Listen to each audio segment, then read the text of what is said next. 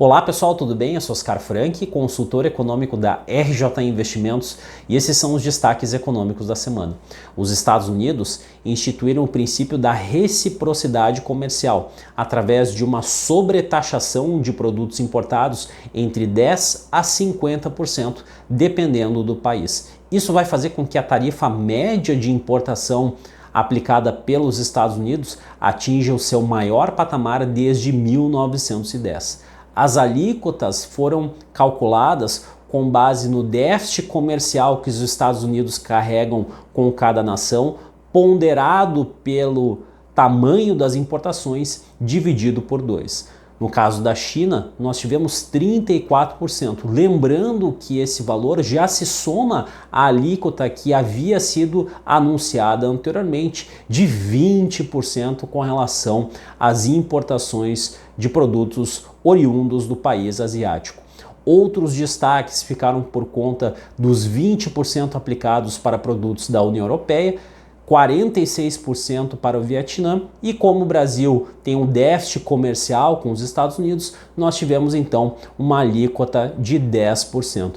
A China optou por uma retaliação, instituindo também uma alíquota de 34% e realizando a restrição ao comércio exterior em alguns casos específicos. No tocante às implicações para a política monetária, o presidente do Fed, Jerome Powell, se manifestou afirmando que o nível de protecionismo comercial é maior do que o esperado pela autoridade monetária, e isso deve fazer com que nós tenhamos uma inflação mais persistente ao longo do tempo e também provavelmente um aumento da taxa de desemprego. Lembrando, portanto, que nós temos duas forças antagônicas com relação à especificação dos juros, ou seja, por um lado uma atividade mais fraca, por outro lado os preços mais pressionados. E com base nessas duas forças antagônicas, isso, pelo menos por hora, não deve realizar nenhum tipo de impacto do ponto de vista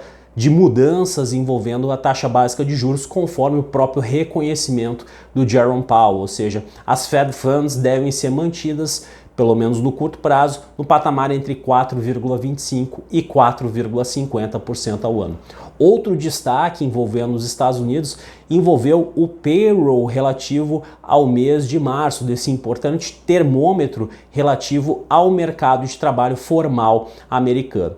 O saldo entre admitidos e desligados com carteira assinada para o terceiro mês de 2025 atingiu 228 mil postos, ou seja, ficou bem acima das expectativas de uma criação líquida de 140 mil vagas. Contudo, nós tivemos uma revisão baixista das duas leituras anteriores, que subtraíram 48 mil vagas. Tivemos também um pequeno aumento da taxa de desemprego de 4,1% para 4,2%. O mercado esperava estabilidade de 4,1% e também uma moderação do ritmo de crescimento dos salários, considerando o acumulado dos últimos 12 meses. Passou de 4% para 3,8% de elevação. O mercado esperava uma estabilidade com crescimento de 4%.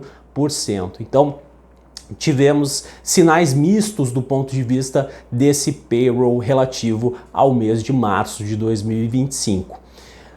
Ainda com relação ao cenário internacional, tivemos o dado do CPI para o mês de março com relação à zona do euro, do índice de preços ao consumidor, que baliza o sistema de metas para a inflação no bloco, e tivemos boas notícias com base nessa leitura, ou seja, o índice cheio apresentou uma desaceleração de 2,3% para 2,2%, considerando o acumulado dos últimos 12 meses, e o núcleo de inflação, que é aquele recorte que exclui componentes tipicamente voláteis como alimentos e energia, passou de 2,6% para 2,4%, ou seja, em ambos os casos nós tivemos aí uma aproximação com relação à meta de inflação de 2%, e isso reforça o cenário de pelo menos mais um corte de juros no bloco de 0,25 ponto percentual. Lembrando que, com base na própria avaliação da autoridade monetária, as taxas de juros já estão bem mais próximas do patamar considerado neutro, ou seja, daquele nível que equilibra tanto a oferta quanto a demanda. Aqui no Brasil, nós tivemos o dado da produção industrial relativo ao mês de fevereiro, com uma pequena queda de 0,1%, enquanto o mercado esperava uma elevação de 0,2%. Foi o quinto período, a quinta leitura consecutiva onde nós não tivemos crescimento e ao longo desse íntere nós temos aí uma queda acumulada de 1,3%. Esses números são consistentes com o cenário de desaquecimento, de desaceleração do parque fabril e também considerando a própria economia brasileira como um todo. Vejo vocês na próxima, um abraço e até mais.